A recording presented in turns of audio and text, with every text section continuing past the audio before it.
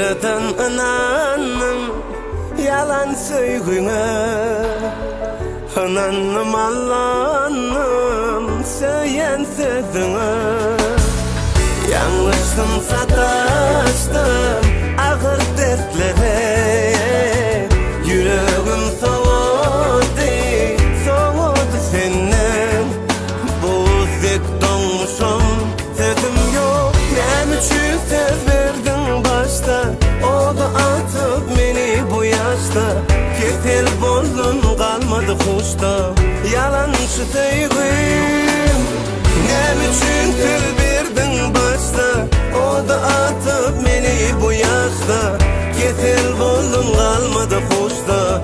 Yalançı söygüm. Ağlayan dinmen vah yan, her günümden kalmadı savrım enne yar.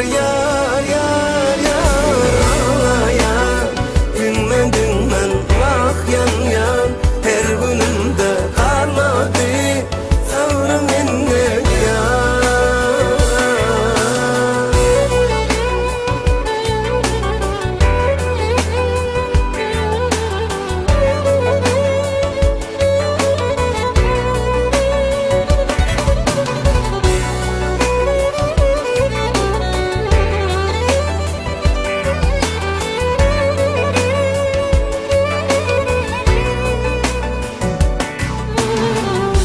Nereden geldin sen menin dünyama, yaşamanla sensin deyip sözlerinde.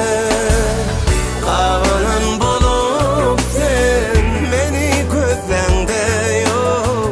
Şöyle bir ananım yalan söygüne, bulduk donmuşum sözüm yok. Nem için söz verdin başta, o da atıp beni bu yaşta, ketel oldum kalmadı hoşta.